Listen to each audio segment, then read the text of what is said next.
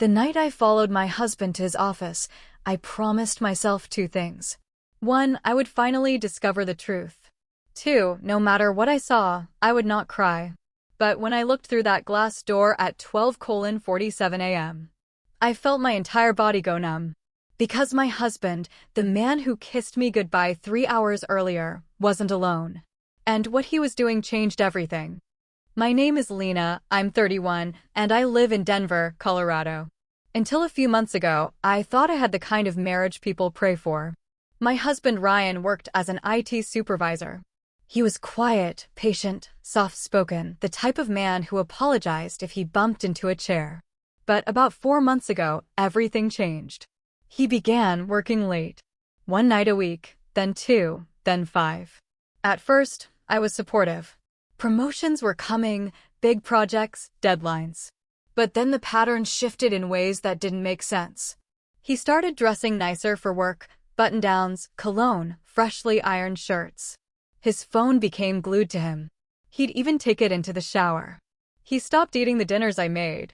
And he started avoiding eye contact when I asked simple questions. I told myself I was imagining things. But deep down, my gut knew.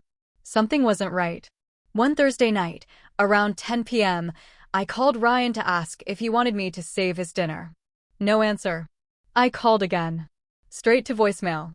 Then, at 10:16 p.m., he texted. Still in a meeting. Don't wait up. Something about that message felt wrong.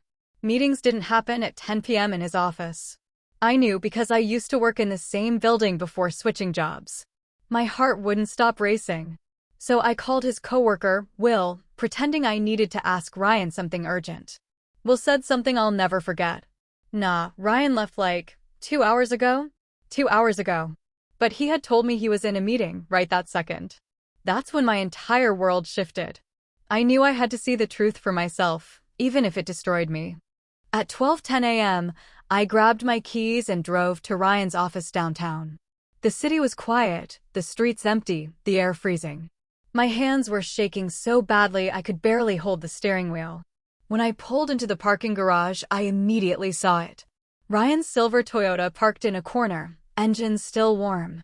That's when I knew he was there. But doing what? I walked into the building using my old employee pass.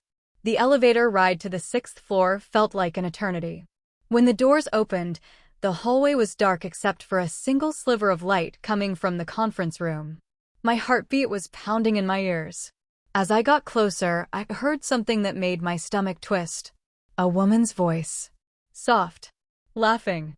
I froze. Then, slowly, I walked up to the glass door. What I saw. I wasn't prepared for it. Inside the room, Ryan wasn't sitting at the table. He wasn't working. He was standing behind a woman, her name tag said Chloe, his hands on her shoulders, guiding her hands as she typed something on his laptop. Her head tilted up at him. And he leaned down, whispering something in her ear. She giggled. My heart stopped. Then, she turned her chair, looked directly up at him, and kissed him. It wasn't a small kiss. It was intimate. Familiar. Like they'd done it 100 times. My whole body went cold. I stepped back, lost my balance, and hit the wall. The noise made both of them turn toward the door. Their faces went white. Ryan's mouth opened, but no words came out. I walked away before he could reach the door, my vision blurry, my legs barely holding me up. He ran out after me, calling my name. But I didn't stop. Not that night. Not ever again. The next morning, Ryan begged me to talk. He cried, swore it meant nothing, begged for another chance. But when I stayed silent, he finally confessed the truth. He hadn't been working late. He'd been spending time with Chloe, the new junior analyst. He said she made him feel seen. She complimented him, listened to him, made him feel important. He blamed stress, loneliness, pressure at work. But what he didn't understand was simple. I wasn't leaving because he cheated. I was leaving because he lied. Over and over.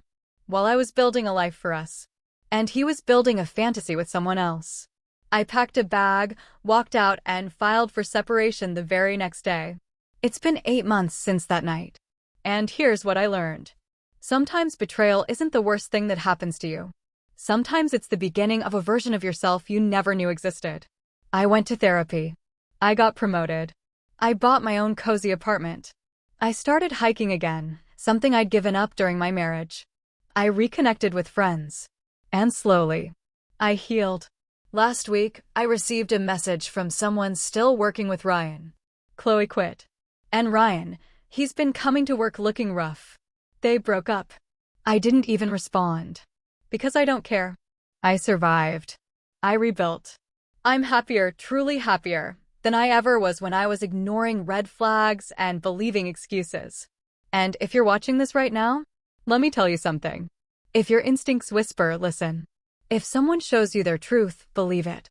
And if loving them means losing yourself, walk away before the glass door ever shatters.